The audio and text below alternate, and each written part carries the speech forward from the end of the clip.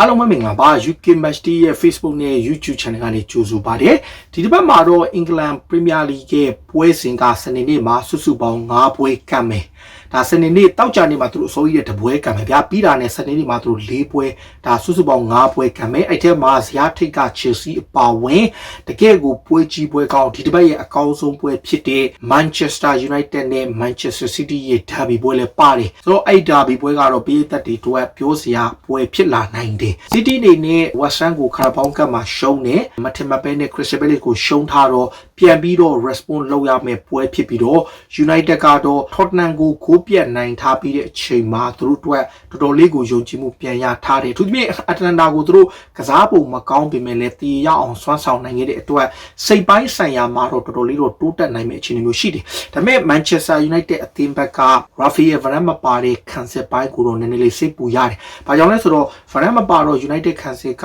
ဖျို့ဖျဲဖြစ်နေတယ်အထူးသဖြင့် Eric Bailly ကိုပြန်သုံးပြီးတော့ခံစစ်၄ယောက်နဲ့ပဲထားမလားဒါမှမဟုတ်ရှင် Eric Bailly ရဲ့ထိုင်ရပြန်ကောင်းလာဖို့ရှိတဲ့ Lindelof နဲ့ Maguire ကိုတွဲမလား Maguire က United ရဲ့ဘိုးနောက်ခံလူ၄ယောက်ထဲမှာအညံဆုံးနဲ့အမှားဆုံးပဲပွဲတိုင်းနီးပါးကိုသူ့ရှိကအမှားတွေတောက်လျှောက်တွေ့နေရတယ် Man City လိုပွဲမျိုးမှာအမှားပြီးရတာနဲ့သူကောင်းကောင်းဒုက္ခရောက်သွားနိုင်တယ်ဒီချက်က Manchester United ရဲ့အထူးက weak ဖြစ်နိုင်တယ် City ကဖက် Guardiola အနေနဲ့နောက်ဆုံးတွေ့ထားတဲ့ Premier League ၄ချိန်မှာတပွဲပဲသူတို့နိုင်ပြီးတော့သူတို့အနေနဲ့တော်တော်လေးရုံးရတယ် United ကဒါနှစ်ပွဲနိုင်တစ်ပွဲတည်တောက်လျှောက်ကြပြီးတော့မှသူတို့ပြီးခဲ့တဲ့နှစ်ကခါရပေါင်းကပ် EFL ကပ်မှာသူတို့အိမ်ခွဲမှာရှုံးခဲ့တယ်ဒါပေမဲ့ဖက် Guardiola အတွက်2019မှာနောက်ဆုံးနိုင်ခဲ့တာ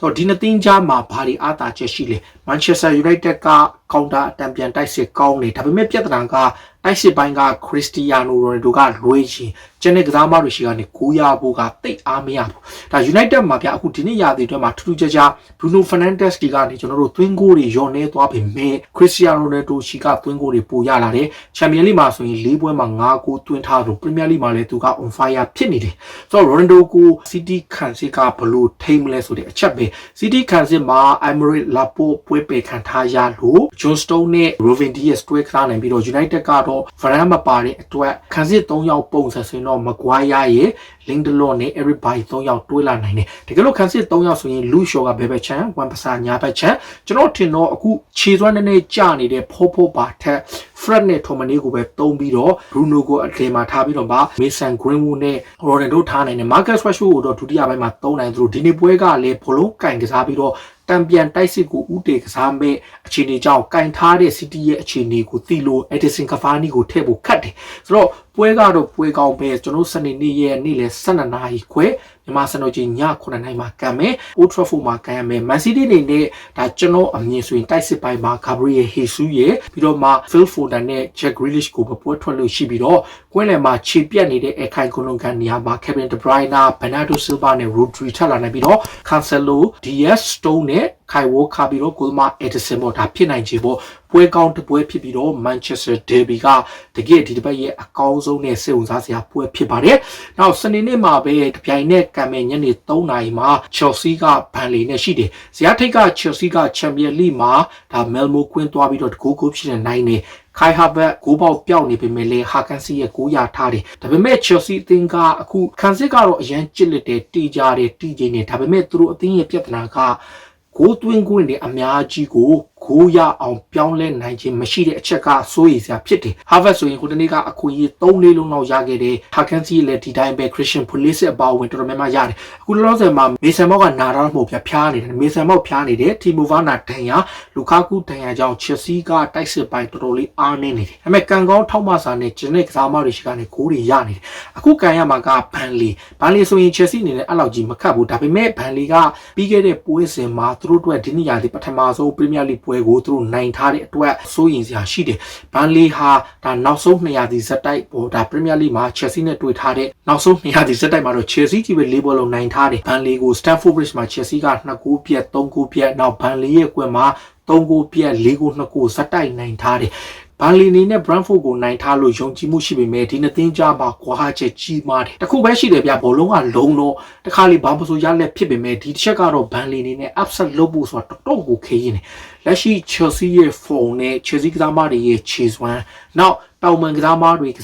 အားလုံးနောက် Christian Police လည်းပြန်လာပြီး Mason Mount လည်းဖျားတာကပြန်ကောင်းလာနိုင်တဲ့အခြေအနေကြောင့်ပိုကောင်းလာဖို့ရှိတယ်ဒါ Chelsea ကလက်ရှိမှာ Manchester Derby ပွဲကြောင့် City ရဲ့ပွဲချက်မှုကိုကောင်းအခွင့်အရေးရယူသွားနိုင်ဖို့ရှိတယ်နောက် Liverpool ကလည်း Watson နဲ့ကန်ရမှာဖြစ်တဲ့အတွက်သူတို့အတွက်နောက်ထပ်ကန်ကောင်းရင်အမှတ်ဖြတ်သွားနိုင်ခွင့်ရမယ်ပွဲပဲဒီအတွက်ကြောင့်ဒါ Chelsea အနေနဲ့အစွမ်းကုန်ကောင်းကစားမယ်အင်ကွင်းလည်းဖြစ်တဲ့ဘေကစားသမားတွေနဲ့ပဲထွက် Thomas Tuchel အသင်းကဖိုးတန်3မှတ်ကိုအေးစစ်စစ်ထပ်ပြီးရယူသွားဖို့ရှိတယ်အဲ့ပွဲကတော့ညနေ3နာရီ UK မှာကမယ်မြန်မာစံတော်ချိန်ည9နာရီခွဲမှာကမယ်ပြီးတော့မှ Crystal Palace က Wolverhampton နဲ့ကန်ရမယ် Palace က surprise ဖြစ်ပြီးတော့ Manchester City ကိုနိုင်ခဲ့တယ်ဒါ Wolverhampton ကလည်း Everton ကိုနိုင်ထားတယ်နှစ်သင်းလုံးကတော့ယုံကြည်မှုအတိုင်းတာရှိနေကြတယ်ဒါပေမဲ့လက်ရှိမှာ Villarreal ရဲ့အသင်းကိုကျွန်တော်ပြန်ကြည့်တာဘာတွေ့ရလဲကစားပုံပိုကောင်းတယ်လုံရည်ကိုင်းရည်ကောင်းတယ်စွမ်းဆောင်ရည်ကောင်းတယ်ဒီချင်းနေကစားနိုင်တဲ့အချက်ကြောင့်အဲ့ပွဲကတော့တကယ့်ကို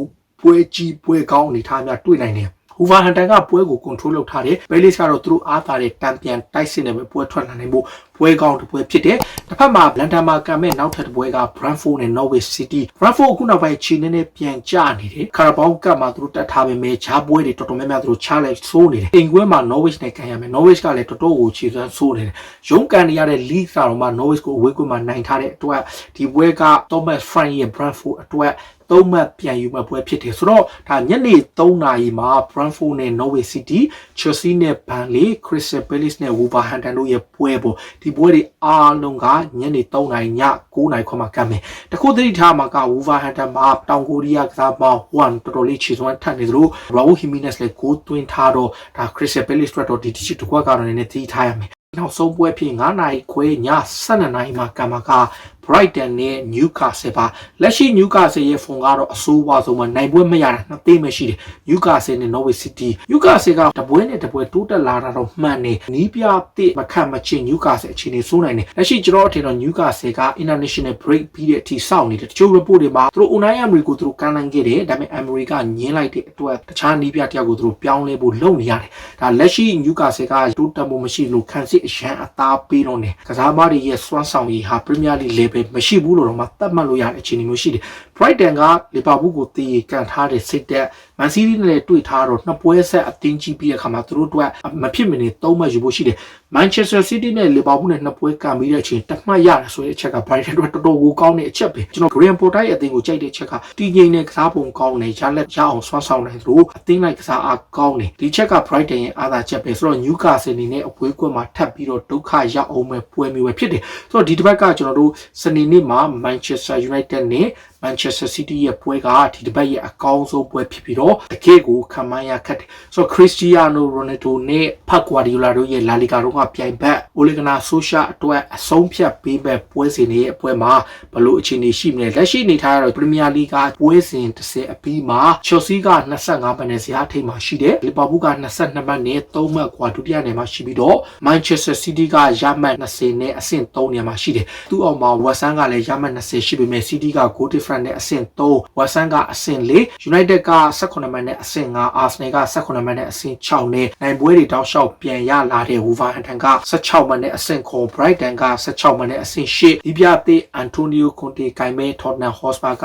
အဆင့်9နဲ့စတိုက်ရှုံးနေတဲ့ Everton ကအဆင့်10မှာရှိတယ်ဒါကဒီတစ်ပတ်ကံမဲ့ England Premier League ပွဲစဉ်ရဲ့အခြေအနေပေါ့ဒါ Newcastle နဲ့တစ်ဖက်က Norwich City နှစ်သင်းပဲဒါပွဲလုံးဝနိုင်ပွဲမရသေးတာပါဆိုတော့ BA တက်တီနေနဲ့ဒီတစ်ပတ်ကံမဲ့ England Premier League ရဲ့ပွဲစဉ်7မှာဘလို့အခြေအနေရှိမလဲစနေနေ့ကံမဲ့ပွဲတွေက